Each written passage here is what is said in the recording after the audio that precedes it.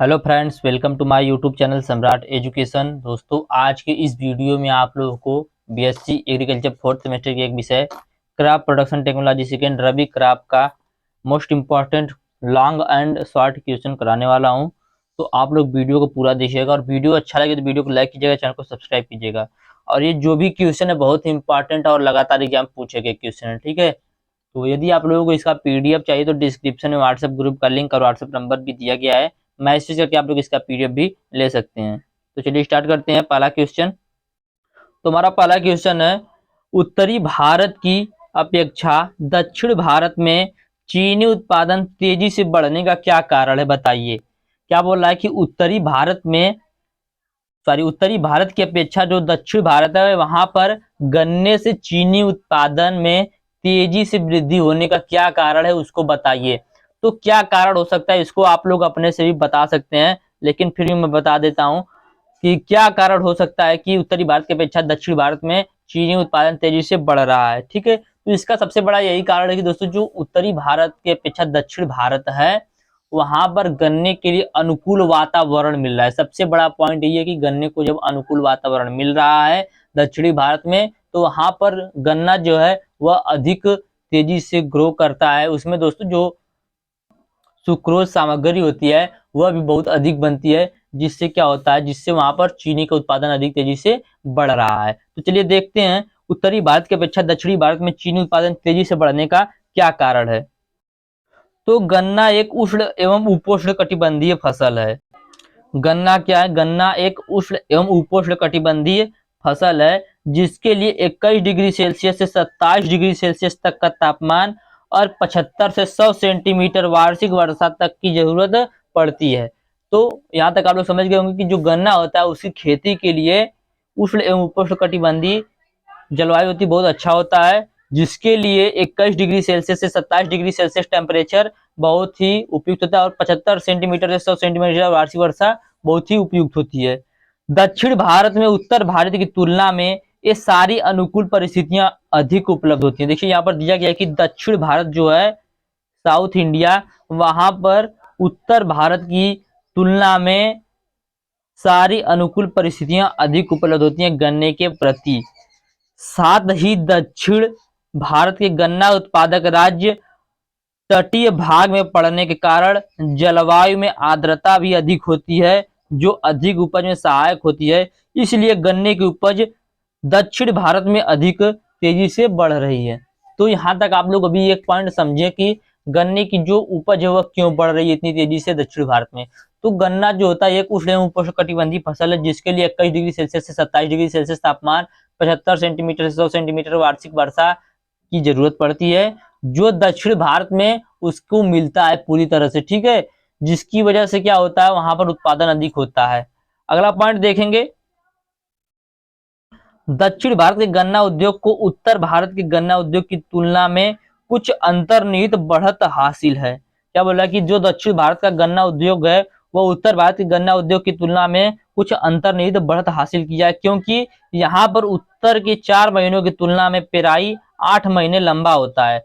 तो देखिए यहाँ पर जो उत्तर भारत होता है वहां पर 4 महीने की भी पेराई होती है, लेकिन जो दक्षिण भारत होता है वहां पर 8 महीने की लंबा मौसम होता है पेराई के लिए भी, ठीक है। तो यह हो गया दूसरा पॉइंट। अगला पॉइंट है, उच्च उपज और उपलब्धता, उष्णकटिबंधीय जलवायु और बेहतर मौसम की स्थिति के कारण यहाँ के गन्ने में सुक्रोज सामग्री अधिक होती है। तो देखिए जो दक्षिण भारत है वहां पर उच्च उपज और उपलब्धता, उष्णकटिबंधीय जलवायु और बेहतर मौसम की स्थिति के कारण यहाँ के गन्ने में जो सुक्रोज होता है, शुगर जो होता है कह सकते हैं, वह सामग्री अधिक होती है। मतलब दोस्तों गन्ना में अधिक सुक्रोज होता है। अगला पॉइंट है, दक्षिण का गन्ना उद्योग सहकारी समितियों के रूप में बेहतर रूप से संगठित है।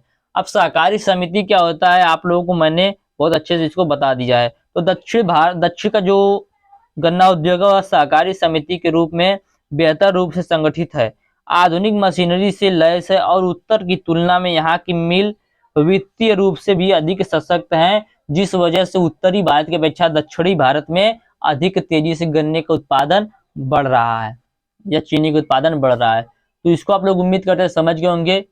मैं एक बार आप लोगों को एक इम्पॉर्टेंट बेसिक पॉइंट यही है कि जो गन्ना होता है उसको उत्तरी भारत में गन्ने को अनुकूल वातावरण नहीं मिल पाता, जिसकी वजह से गन्ने का उत्पादन ज्यादा नहीं हो पाता है। जो दक्षिणी भारत होता है वहां पर उसे 21 से 27 डिग्री सेल्सियस टेम्परेचर, 70 से 100 सेंटीमीटर वार्षिक वर्षा मिलता है, जो इसकी गन्ने की खेती के लिए क्या होता है, अनुकूल होता है, अनुकूल वातावरण होता है। और यह तटीय क्षेत्र में पाया जाता है। वहाँ की जो वायु होती है, आर्द्रता होती है, वायु में आर्द्रता पाई जाती है, जिसकी वजह से वहाँ की गन्ने में अधिक उत्पादन होता है। और अनुकूल वातावरण मिलने के कारण इसमें सुक्रोज की अधिकता होती है, जिसके कारण यहाँ पर चीनी का उत्पादन सबसे अधिक होता है उत्तर भारत की अपेक्षा। आगे चलते हैं। सीड प्लांट तकनीक क्या है? मैं आप लोगों को एक बात बता दूं, देखिए जब एग्जाम में बोल देता है आप लोगों को कि 500 शब्दों में लिखना है, ठीक है, तो इसका मतलब ये नहीं कि कोई क्वेश्चन उसका आंसर, अब मान लीजिए पूछ दिया कि आईसीआर का पूरा नाम क्या है, ठीक है, तो आप लोग को यदि मान लीजिए लॉन्ग में पूछेगा नहीं, लेकिन जैसे मैं एग्जाम्पल के लिए बता रहा हूँ आप लोगों को, मान लीजिए लॉन्ग में पूछ दिया कि आईसीआर का पूरा नाम लिखिए, तो आप लोगों को सिर्फ डायरेक्ट आईसीआर का नाम लिखना है, सॉरी नाम लिखना है, ये नहीं लिखना है कि आईसीआर का स्थापना कब हुआ था, किसने किया था, क्यों किया था, किसके कहने पर किया था और इससे क्या लाभ, ये सब नहीं लिखना है। मतलब कहने का मेरा यह है कि जो क्वेश्चन पूछ रहा है आप लोग उसका एग्जैक्ट आंसर लिखिए, भले ही 500 शब्द में लिखना है, 200 ही शब्द में हो जाए, ठीक है, इससे भी आप लोगों को पूरा नंबर मिलेगा। अब आप लोग क्या करेंगे, देगा 250 शब्दों में लिखना है तो आप लोग उसे 250 शब्द तक पूरा करेंगे, उससे ज्यादा लिखेंगे ये कोई बात, मतलब उसके कहने का मतलब ये होता है, जैसे लिख दिया 500 शब्दों में लिखिए, मतलब 500 शब्द से अधिक नहीं होना चाहिए, 500 शब्द के अंदर लिखिए। मेरा कहने का सबसे मेन पॉइंट ये है कि आप लोगों को जो क्वेश्चन दिया जाता है आप लोग इसका एग्जैक्ट आंसर लिखिए, यदि आ रहा है तो, नहीं आ रहा है तो लिखिए आप लोग बनाकर अपने से, ठीक है। तो चलिए देखते हैं सीड प्लांट टेक्निक क्या है। तो सीड प्लांट टेक्निक क्या होता है, इस तकनीक का इस्तेमाल करके, सीड प्लांट तकनीक एक ऐसी तकनीक है जिसका इस्तेमाल करके 2 से 3 दिन के अंदर बीजों का अंकुरण हो जाता है, जिसके बाद खेतों में बिजाई करके सही समय पर पौधे का विकास और फसलों का उत्पादन ले सकते हैं।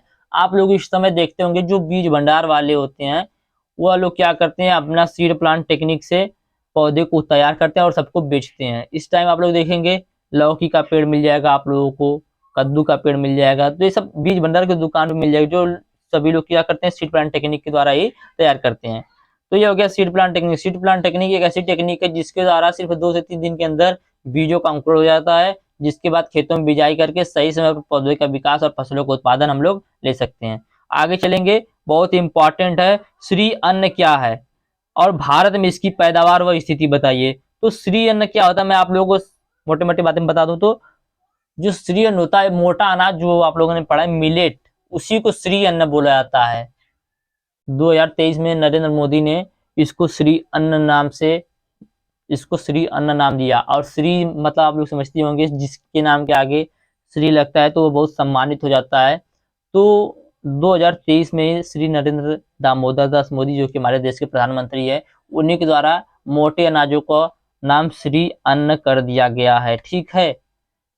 तो चलिए देखते हैं श्री अन्न पूछे गए, एग्जाम पूछा था कि श्री अन्न क्या है, भारत में इसकी पैदावार व स्थिति बताइए। तो श्री अन्न क्या देखते हैं, तो मिलेट्स जिसे भारत में हम अब तक मोटे अनाज के रूप में जानते रहे हैं, उसकी ब्रांडिंग के लिए उसे अब श्री अन्न नाम दिया गया है। तो यह हो गया मेन पॉइंट की श्री अन्न होता क्या है। मोटे अनाज को ही हम लोग श्री अन्न कहते हैं, क्यों, क्योंकि उसके ब्रांडिंग के लिए। अब देखेंगे समय के साथ साथ ज्यादातर लोग गेहूं और चावल जैसे अनाज तक सीमित हो गए हैं। पहले के जमाने में क्या होता था कि गेहूं और चावल बहुत कम थे, ठीक है, मोटे अनाज का ही उत्पादन होता था, क्योंकि उस समय पानी की कमी थी। मोटे अनाज जो होते हैं वो बहुत कम पानी में ही तैयार हो जाते हैं, बहुत कम खाद पानी में तैयार हो जाते हैं, और मोटे अनाज को खाने से हमें बहुत ज्यादा लाभ मिलता है। तो पहले के जो जमाने थे, हमारे दादा वादा बताते हैं हमको कि हम लोगों के जमाने में जो था गेहूं की रोटी नहीं बनती थी, जौ की रोटी बनती थी, और कभी मेहमान आते थे तो गेहूं की रोटी बनती थी, तो जिससे सभी लोग जौ की रोटी खाते थे। और देखिए कितने कितने साल तक सब लोग जीवित रहते थे। आज के समय में सब लोग चावल की रोटी खाते हैं, सॉरी गेहूं की रोटी खाते हैं, और उसमें इतना ज्यादा फर्टिलाइजर डाल दिया जा रहा है जो कि काफी नुकसान कर रहा है लोगों को। तो आप लोग फर्टिलाइजर का भी कम से कम यूज कीजिए, और ऑर्गेनिक खेती की तरफ भारत अब वृद्धि कर रहा है, ऑर्गेनिक खेती को जा रहा है, तो आप लोग भी ऑर्गेनिक खेती करने की कोशिश कीजिए। सॉरी लेक्चर के बीच में मैंने थोड़ा सा आप लोगों को टाइम ले लिया। तो चलिए देखते हैं फिर से क्या होता है श्री अन्न। तो मोटे अनाज को श्री अन्न के नाम से जाना जाता है। समय के साथ साथ ज्यादातर लोग गेहूं और चावल जैसे अनाज तक सीमित हो गए हैं और मोटे अनाज का इस्तेमाल काफी कम हो गया है। ठीक है, जबकि भारत में कई तरह के मोटे अनाज की पैदावार होती है। मोटे अनाज सेहत के लिए बहुत फायदेमंद होते हैं। भारत श्री अन्न का सबसे बड़ा उत्पादक और दूसरा सबसे बड़ा निर्यातक देश है। भारत जो है वह श्री अन्न जो होता है, मोटा अनाज होता है, उसका सबसे बड़ा उत्पादक और दूसरा सबसे बड़ा निर्यातक देश है। चलिए देखते हैं अब इसकी पैदावार और स्थिति। तो भारत में मोटे अनाज यानी श्री अन्न का सबसे बड़ा उत्पादक है राजस्थान, महाराष्ट्र, कर्नाटक, आंध्र प्रदेश, मध्य प्रदेश आदि जैसे प्रमुख मोटे अनाज उगाने वाली राज्यों में उत्पादित मोटे अनाजों की एक व्यापक श्रृंखला से देश समृद्ध है। तो क्या बोला, जो भारत है वो मोटे अनाज यानी श्री अन्न का सबसे बड़ा उत्पादक राज्य है। यहाँ पर भारत में सबसे ज्यादा मोटे अनाज का उत्पादन राजस्थान, महाराष्ट्र, कर्नाटक और आंध्र प्रदेश, मध्य प्रदेश जैसे प्रमुख मोटा अनाज उगाने वाले राज्यों में उत्पादित मोटे अनाजों की एक व्यापक श्रृंखला से देश में समृद्ध है। भारत ने 17.96 मिलियन या 17.96 मिलियन मीट्रिक टन मोटे अनाजों का उत्पादन किया। भारत में उगाए जाने वाले मोटे अनाजों में pearl millet, jowar, finger millet, proso millet, kodo millet, छोटा मिलेट, कंगनी millet, brown top millet, barnyard millet, चौलाई और बकवीट जैसे गौड़ मोटे अनाज, बाजरा हो गया, रागी, कुट्टू, काकून, चीना, सावा, कोदो आदि शामिल हैं। भारत सरकार भी अपने राष्ट्रीय खाद्य सुरक्षा मिशन के हिस्से के रूप में मोटे अनाज के उत्पादन को बढ़ावा दे रही है। इन कारकों के परिणाम स्वरूप आने वाले वर्षों में भारत में मोटे अनाजों का उत्पादन बढ़ने की उम्मीद है।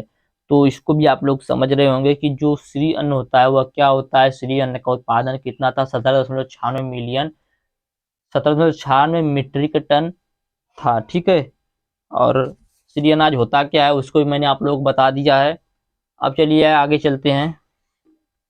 नगदी फसल से आप क्या समझते हैं?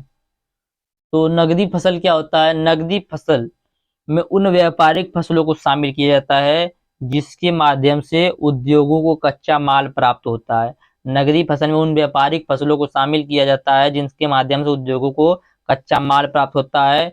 भारत में पैदा होने वाली प्रमुख नगदी फसलों में गन्ना, कपास, तंबाकू, चाय, कॉफी, जूट, रबड़, कोको, अलसी आदि को शामिल किया जाता है। नगदी फसल मतलब जिसको बेच के हमें तुरंत नगद मिल जाए। ठीक है, तो नगदी फसल में उन सभी व्यापारिक फसल को शामिल किया जाता है जिसके माध्यम से उद्योग को कच्चा माल प्राप्त होता है। भारत में पैदा होने वाले प्रमुख नगदी फसल कौन कौन से हैं? गन्ना हो गया, कपास, तंबाकू, चाय, कॉफी, जूट, रबड़, कोको, अलसी आदि क्या है प्रमुख नगदी फसल हैं। आगे चलते हैं, देखेंगे भारत में दलहनी फसलों का उत्पादन कम क्यों है। भारत देश में दलहनी फसल का उत्पादन कम क्यों है? तो भारत में दलहन का उत्पादन उच्च उपज देने वाली किस्मों की अनुपस्थिति के कारण प्रभावित हुआ है। भारत में जो दलहन का उत्पादन की कमी का कारण है वह है उच्च किस्म के उपज देने वाले किस्म की अनुपस्थिति। ठीक है, जो कीट और रोग प्रतिरोधी हो सकती है। मशीनीकरण का निम्न स्तर सुनिश्चित बाजार कमी, अप्रभावी सरकारी खरीद, संचालन, प्रतिकूल मूल्य अन्य फसलों की तुलना में किसानों के लिए दलहन उत्पादन को कम आकर्षक बनाते हैं।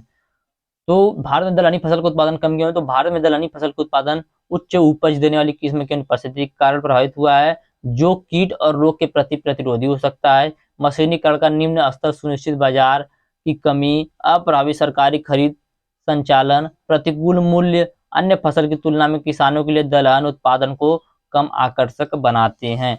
तो ये कुल आपके 5 क्वेश्चन थे जो कि मैंने आप लोग बताए हैं। अब मैं आप लोग कुछ क्वेश्चन लेक्चर के माध्यम से बताऊंगा और इसको भी बहुत अच्छे से समझाऊंगा। तो चलिए देखते हैं। एक एकदम बेसिक क्वेश्चन है और बार बार पूछ लेता है कि जो दलहनी फसल होती है, जो पल्सेस क्रॉप होती है, उसमें नाइट्रोजन कम क्यों दिया जाता है।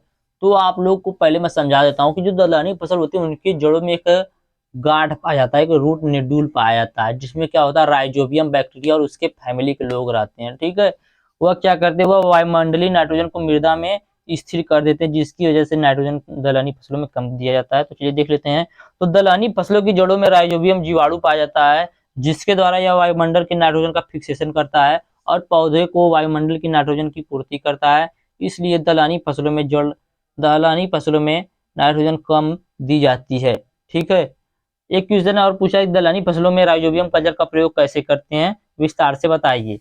तो जो क्या करेंगे, 200 ग्राम राइजोबियम का पैकेट लेंगे, 500 ग्राम गुड़ लेंगे, उसमें 1000 ml पानी को उबालकर राइजोबियम का जो पैकेट है उसे 500 ग्राम गुड़ में मिलाकर छाया में हल्का सुखा लेते हैं। उसके बाद हम लोग क्या करते हैं, दाल में मिला लेते हैं, उसके बाद उसकी बुआई कर देते हैं, हो जाता है। थोड़ा सा हम लोग अंतर वाले क्वेश्चन देखेंगे कि जो फाइलेरिस माइनर है और गेहूं है उसमें क्या अंतर है। तो जो फाइलेरिस माइनर होता है इसे साधारण भाषा में गेहूसा, मडूसी, बंदरा, बंदरी या मुल्ली डंठ आदि नाम से जाना जाता है, और गेहूं का साधारण भाषा में नाम गेहूं ही है। अगला पॉइंट है फाइलेरिस माइनर में कि इसका तना गुलाबी रंग का होता है। फाइलेरिस माइनर का तना गुलाबी रंग का होता है और गेहूं का तना हरे रंग का होता है। फाइलेरिस माइनर की जड़ें लाल होती हैं और गेहूं की जड़ें सफेद होती हैं। फाइलेरिस माइनर के तने में शाखाएं पाई जाती हैं, लेकिन गेहूं के तने में शाखाएं नहीं होती हैं। फाइलेरिस माइनर में पत्तियां हल्के रंग की होती हैं, गेहूं में पत्तियां का रंग हरा हरा होता है। ठीक है, तो यह था फाइलेरिस माइनर और गेहूं में अंतर। आप देखेंगे तोरिया और सरसों में अंतर, और जो कि बार बार पूछ देता है, तोरिया और सरसों में बार बार पूछता है, इस बार भी पूछ सकता है। तो तोरिया और सरसों में क्या क्या अंतर है, तो तोरिया जो होता है इस वर्ग में पीला व भूरा तोरिया तथा पीली व भूरी सरसों सम्मिलित होती है। सरसों में क्या होता है, इसमें विभिन्न नाम राई, लाहा या राया आदि है, इसे भारतीय सरसों भी कहते हैं। तोरिया जो है इसने वानस्पतिक नाम बी कंपेस्टरिस है, और जो सरसों उसका वानस्पतिक नाम है ब्रासिका जेनेसिया। तोरिया जो होता है इसके पौधे सीधे बढ़ने वाले व कम शाखाओं वाले होते हैं और पत्तियां सीधी तने से निकलती हैं। जो सरसों होता है इसके पौधे सीधे बढ़ने वाले व बहुत सी शाखाओं वाले होते हैं, पत्तियां शाखाओं पर लगती हैं। तोरिया में तोरिया जो होता है उसकी बुआई का उपयुक्त समय 1 से 15 सितंबर तक होता है, और सरसों की बुआई का समय 1 से 15 अक्टूबर तक होता है। मतलब कहने का यह है कि जो तोरिया होता है वह सरसों से 1 महीने पहले बोया जाता है। तोरिया में गुणसूत्रों की संख्या 20 होती है और सरसों में गुणसूत्रों की संख्या 36 होती है। तोरिया की पौधे की ऊंचाई 50 से 120 सेंटीमीटर होती है और सरसों की पौधे की ऊंचाई 80 से 180 सेंटीमीटर तक होती है। जो तोरिया होता है इसका जो बीज होता है वह सरसों की तुलना में अधिक मोटा होता है, और जो सरसों होता है उसका तोरिया की तुलना में पतला होता है। तोरिया जो होता है इसके बीज चिकने, मोटे, छोटे और पीले व भूरे रंग के होते हैं, और जो सरसों होता है इसके बीज खुरदुरे, पतले, लंबे और गहरे भूरे रंग के होते हैं। तो यह था तोरिया और सरसों में कुछ अंतर, जो कि मैंने आप लोगों को बता दिया इसको भी। और ये जो भी मैं क्वेश्चन बता रहा हूँ उससे एग्जाम पूछा गया क्वेश्चन है। एक दोस्तों क्वेश्चन पूछता है कि जो मसूर की 2 उन्नतशील जातियां हैं उनकी विशेषता बताइए। तो इसकी 2 प्रजातियां मैं आप लोग बता देता हूँ। पहला आप लोग ले लीजिएगा पंत L234, पंत L234। यह जो प्रजाति है यह किस्म 130 से 135 दिन में पककर तैयार हो जाती है। इसके दाने बड़े आकार के तथा आकर्षक होते हैं। इस किस्म में उगथा तथा गेरुई रोग नहीं लगते। दूसरा था टाइप 36। यह जो किस्म होती है यह बाढ़ग्रस्त क्षेत्रों के लिए उपयोगी सिद्ध होती है। इस जाति को धान के साथ मिलाकर बो सकते हैं। तो ये भी कुछ क्वेश्चन थे। एक क्वेश्चन पूछा कौन सी फसल दलहनों की रानी है, उसकी उन्नतशील प्रजातियों के नाम लिखिए। तो मटर को दलहनी फसलों की रानी कहते हैं। मटर को क्या कहते हैं, दलहनी फसलों की रानी। तो उसका उन्नतशील प्रजाति कौन कौन सी हो गई, आरकेल, बोनविले, रचना, अर्ली दिसंबर, पंत, उपहर, जवाहर, मटर। ये सब क्या है, ये सब जो दलहनी फसल की रानी है उसका वानस्पतिक नाम है। तो उम्मीद करते हैं अभी तक मैंने जितना बताया आप लोगों को समझ में आया होगा। वीडियो अच्छा लगा तो वीडियो को लाइक कीजिएगा, चैनल को सब्सक्राइब कीजिएगा, अपने दोस्तों के पास शेयर भी जरूर कीजिएगा। धन्यवाद, जय हिंद।